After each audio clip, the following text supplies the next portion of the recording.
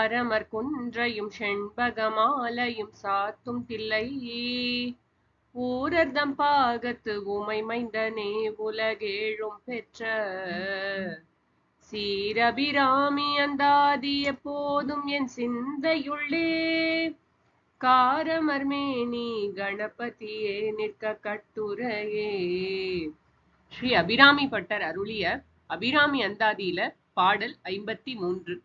சின்னஞ்சிறிய மருங்கினில் சாத்திய செய்யப்பட்டும் பெண்ணம் பெரிய முலையும் முத்தாரமும் பிச்சி மொய்த்த கண்ணங்கரிய குழலும் கண்மூன்றும் கருத்தில் வைத்து தன்னன் தண்ணீர் பார்க்கு இது போலும் தவமில்லையே. பொதுவாக பெரியோர்கள் மகான்கள் இவங்கெல்லாம் இறைவனை பற்றி புகழ்ந்து பாடும் பொழுது இல்ல நிறைய மாறி மாறி வரும். நம்மை போன்ற எளிமையான பக்தர்களும் பாடும் வண்ணம் தங்களை தாழ்த்தி கொண்டு பாடுவதுண்டு. அப்புறம் பார்த்தோம்னா அம்பாளுடைய தியான வர்ணனை நிறைய வரும். அம்பாளை வணங்குவதால் வரக்கூடிய இறைவனை வணங்குவதால் வரக்கூடிய பயன்களை பற்றி நிறைய சொல்வார்கள். அவர்கள் அடையக்கூடிய கதியை பற்றி நிறைய சொல்வார்கள். பொதுவா தியான விஷயம் அதிகமாக இருக்கும்.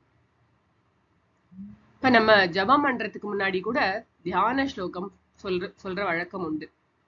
நம்மள யாரு ஜபம் பண்றத வழக்கமா வச்சுட்டு இருக்கோமோ அவங்களுக்கு தெரியும் தியான ஸ்லோகம்னு ஒண்ணு இருக்கும்.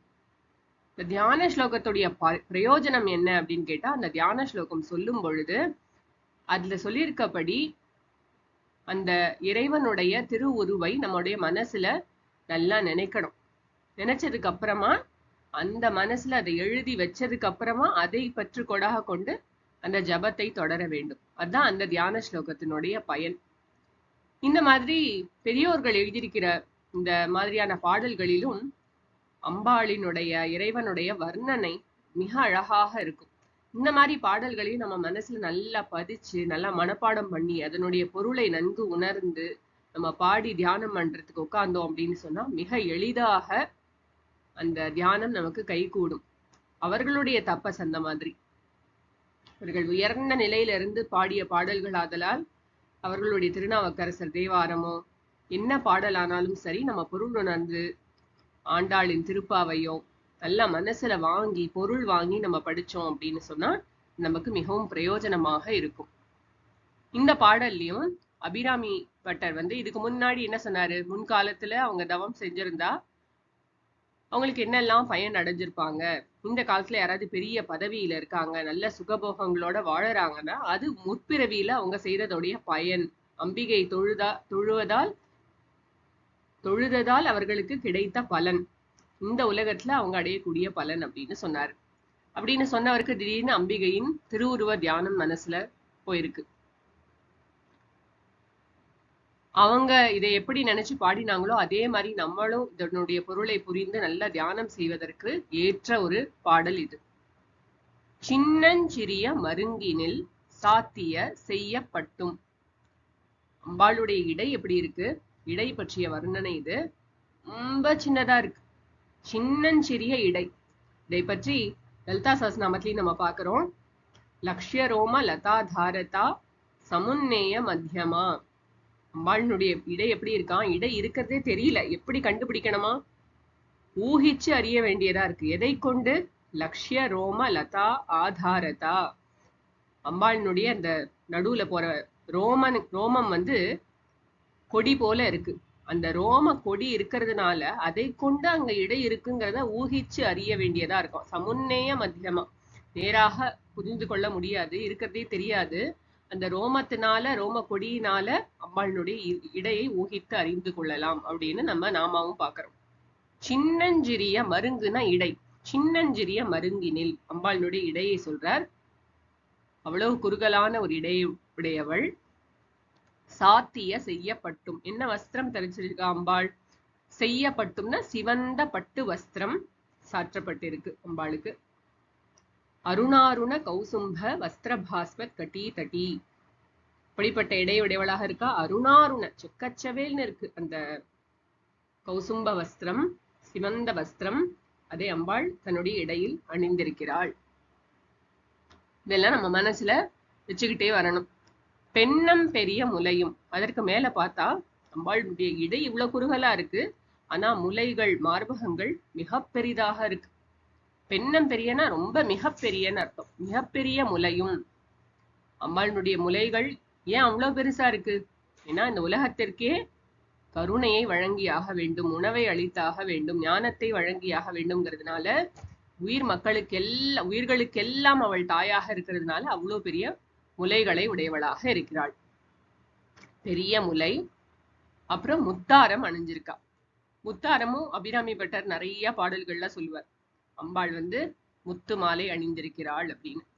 முத்தால் ஆன ஒரு ஆரம் அணிஞ்சிருக்கா அந்த முலைக்கு மேல.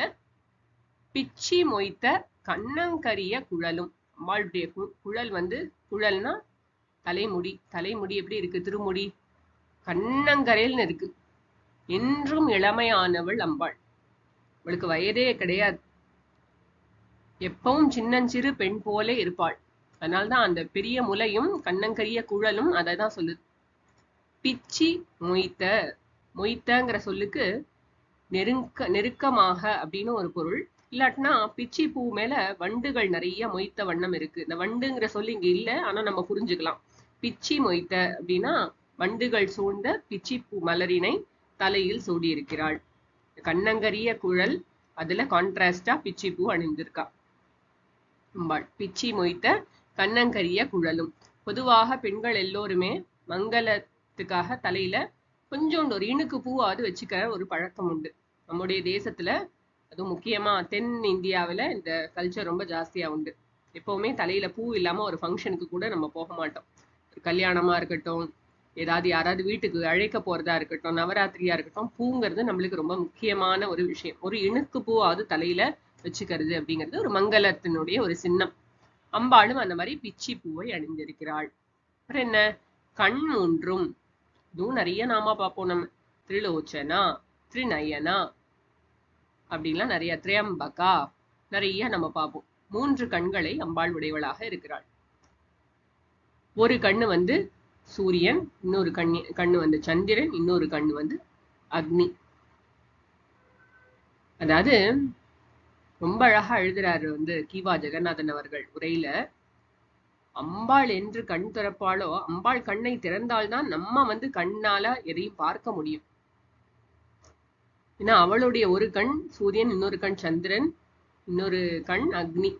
நம்மளுக்கு கண்கள் இருந்தா கூட இருட்டுல என்னத்தை பார்க்க முடியும்? கண் தெரியாதவர்களுக்கும் கண் தெரிபவர்களுக்கும் இருட்டுல ஒரே நிலைமைதான். கரண்ட் போச்சுன்னு சொன்னா யாருக்குமே ஒண்ணுமே தெரியாது. கும்மிருட்டு அமாவாசை அன்னைக்கு ஒண்ணுமே தெரியாது. அதே போலதான் அம்பாள் கண் திறக்க வேண்டும்.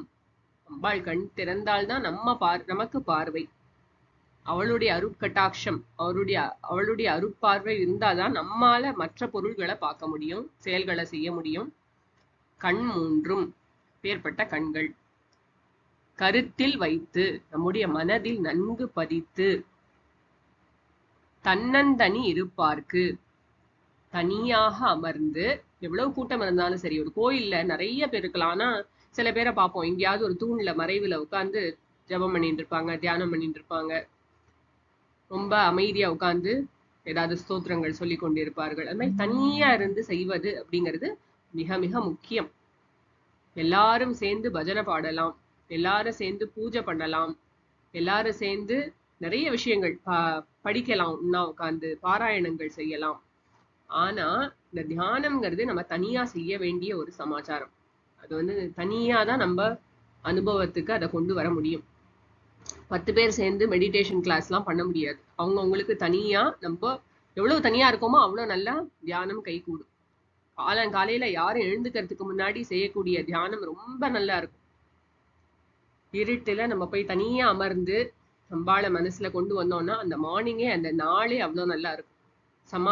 தியான அபியாசம்ங்கிறது மிகவும் முக்கியம். அதுதான் சமாதி நிலைக்கு கொண்டு போய் விடும். அதுதான் தியானத்தின் பயன். மனசுனாலதானே அத்தனை பிரச்சனையும், அயர்ச்சி, சோர்வு, பதட்டம், பொறுமையின்மை, எல்லாத்தையும் தப்பு தப்பா பார்க்கறது, மயக்க புத்தி எல்லாம் எதுக்கு? மனசுக்கு தானே. இந்த மனமற்ற நிலைக்கு, ஒரு பேலன்ஸ்டு ஸ்டேட்டுக்கு, மனம்ங்கிற ஒண்ணே இருக்கிறது தெரியாத அளவுக்கு, நான் ஒரு விஷயமே இருக்கிறது தெரியாத அளவுக்கு தியானத்துல நம்ம உள்ள போயிடலாம். அந்த ஆனந்தத்தை நாம அனுபவிக்க முடியும். ஆனா தனியா அமர்ந்து நாம தியானத்தை பிராக்டிஸ் பண்ணணும்.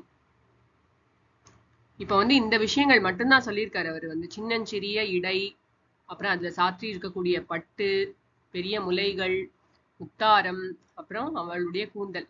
ஆனா இதோட நம்ம நிறுத்தி கூடாது. எல்லாம் இது ஒரு சிலதுதான் சொல்ல முடியும் ஒரு பாடல்லன்னா கூட. இதை எடுத்து சொன்னா கூட பாக்கி எல்லா விஷயத்தையும் நாம சேர்த்துக்கணும். இதனுடைய அம்பாளினுடைய திருக்கரங்களில் இருக்கக்கூடிய ஆயுதங்கள், கரும்பு வில், பூங்கணைகள், அப்புறம் அபயஹஸ்தம், வரதஹஸ்தம், அப்புறம் ஈராசனத்தில் அவள் அமர்ந்திருப்பது, அவளுடைய திருப்பாதங்கள், எல்லாவற்றையும் நாம மனசுக்கு கொண்டு நாம தியானம் பண்ண பழகணும். இப்ப தியானம் பண்ணும்போது இப்ப எல்லாம் சேர்ந்து சமைக்கலாம், எல்லாரும் சேர்ந்து பரிமாறலாம், நிறைய பேருக்கு சாப்பாடு போடலாம், அன்னதானங்கள் செய்யலாம். ஆனா 40 பேருடைய சாப்பாட்டை ஒருத்தர் சாப்பிட முடியாது. ஒருத்தர் தான் சாப்பிட்டாகணும். அவங்களுடைய பசிக்கு அவரவர்கள் தான் சாப்பிட வேண்டும். அத மாதிரி நம்முடைய தியானத்திற்கு நாம தான் இடம் கண்டுபிடிச்சு, நேரம் கண்டுபிடிச்சு தனியாக சென்று அமர வேண்டும். இதற்கு நிறைய முக்கியத்துவம் இருக்கு. இந்த சாதனைக்கு ரொம்ப முக்கியத்துவம் இருக்கு. திருநாவுக்கரசர் சுவாமிகள் திருவாரூர்ல பாடுறார். உயிரா வண்ணம் இருந்து உற்று நோக்கி உள்ளக்கிழியின் உருவெழுதி. உயிராவணம்னா மூச்சு காத்தையே விடாம, அதாவது மூச்சு பயிற்சி நல்லா செஞ்சு மூச்சை நல்லா அடக்கி, அந்த நேரத்துல மூச்சு கூட விடக்கூடாதுங்கிறார். உற்று நோக்கி அம்பாளினுடைய திருவுருவை நன்கு நாம பார்த்து உற்று நோக்கி உள்ளக்கிழியின் உருவெழுதி. கிழினா ஸ்கிரீன், உள்ளம்ங்கிற ஸ்கிரீன்ல அப்படியே இறைவனின் திருவுருவை நம்ம எழுதி வச்சுக்கணும். நம்ம கோயிலுக்கு போய் பல முறைகள் பாக்குறோம். எத்தனையோ வாட்டி கோயில்ல போய் நம்ம நல்லா கண்ணால உத்து பார்ப்போம். ஆனா அங்க பார்த்துட்டு அங்கதான் சாமி இருக்குன்னு சொல்லிட்டு வீட்டுக்கு நம்ம டிவி பார்ப்போம். அப்படி இல்லாம அங்க பாக்குறதுனுடைய பிரயோஜனம் என்னன்னா, நம்மளுக்கு உள்ளத்துல அகத்துல நம்மால பார்க்க முடியணும். நல்லா எழுதி வைக்கணும். கண்ணை திறந்து நல்லா தீபாராதனை காட்டும் பொழுது, உள்ள போய் நம்ம சுவாமி அம்பாளை பார்க்கும் பொழுது, சிவபெருமானை பார்க்கும்போது நல்லா மனசுல அந்த திருவுருவை எழுதி வைக்க வேண்டும். ரொம்ப முக்கியம். அதுக்காக தான் இவ்வளோ அலங்காரங்களும் எல்லாம் பண்ணி வச்சிருக்காங்க. இப்படி யாரு அவங்களுடைய கருத்துல எழுதி வச்சிருக்காங்களோ பெரிய தவம் செய்யறாங்க. இதை விட பண்ணக்கூடிய தவம் வேற ஒண்ணும் இல்லை. இது போலும் தவம் இல்லையே, இதுதான் தவம்பா. இதை விட வேற என்ன தவம் இருக்கு? வாழ்க்கையே இதற்கு கொடுக்கலாம். இது போலும் தவம் இல்லையே, இதுதான் உயர்ந்த தவம் அப்படின்னு சொல்றாரு. இப்படி தியானம் செஞ்சோம் அப்படின்னு சொன்னா அம்பாளை தியானம் செய்யறதுதான் ஒரு முக்கியமான தவம் அப்படின்னு சொல்றார்.